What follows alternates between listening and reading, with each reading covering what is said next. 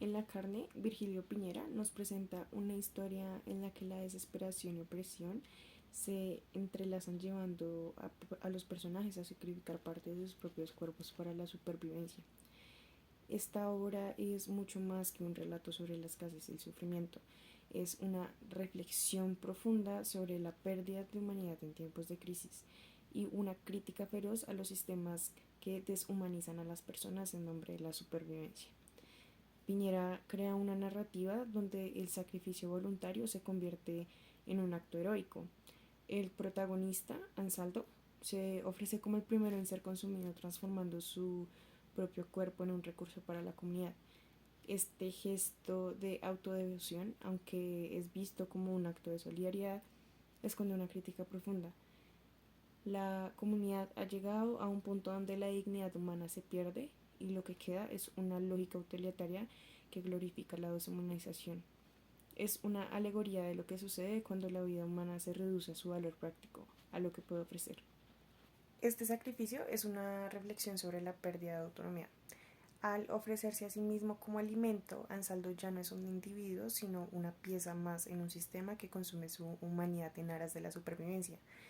Este sacrificio, sin embargo, no es exclusivo de Piñera. La conexión con la metamorfosis de Kafka es evidente. Al igual que Gregor Samsa, quien pierde su identidad al ser reducido a un insecto útil para su familia, Ansaldo es reducido a su valor como recurso. La humanidad se disuelve en favor de la utilidad. A medida que avanza la historia, la mutilación y el sacrificio se normalizan.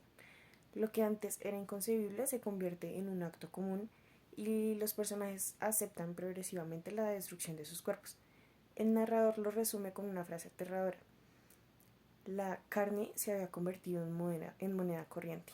Esta idea de que el cuerpo es reducido a una mercancía refleja una de las críticas más duras del relato.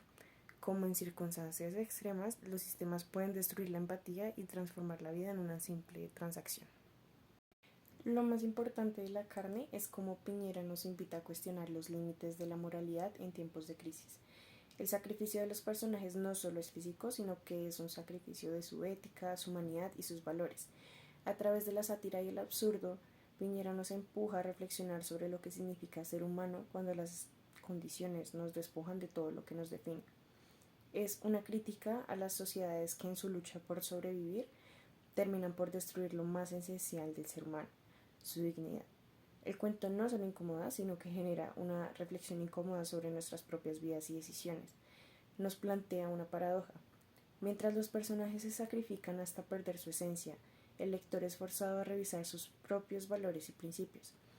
¿Hasta qué punto estamos dispuestos a sacrificar nuestra humanidad para sobrevivir? ¿Y qué pasa cuando la supervivencia ya no significa vivir, sino simplemente existir? A través de su cruel sátira, Piñera crea un espacio literario donde se cuestiona la lógica de la supervivencia a cualquier costo. Y aunque La carne se sitúa en un escenario extremo, es un reflejo de cómo las sociedades cuando se enfrentan a la escasez o la opresión pueden perder su humanidad. Piñera no solo denuncia esta deshumanización, también nos desafía a reconsiderar nuestras propias respuestas ante los sacrificios que exige la vida. La carne de Virgilio Piñera es una obra que nos incomoda, pero también nos invita a pensar en el valor de la dignidad humana, a pensar en la resistencia frente a la opresión y a cuestionar hasta qué punto la supervivencia puede justificar la pérdida de lo que nos hace humanos. Un relato que, aunque situado en un contexto extremo, resuena con cada uno de nosotros, desafiando nuestra ética, nuestros valores y nuestra sensibilidad.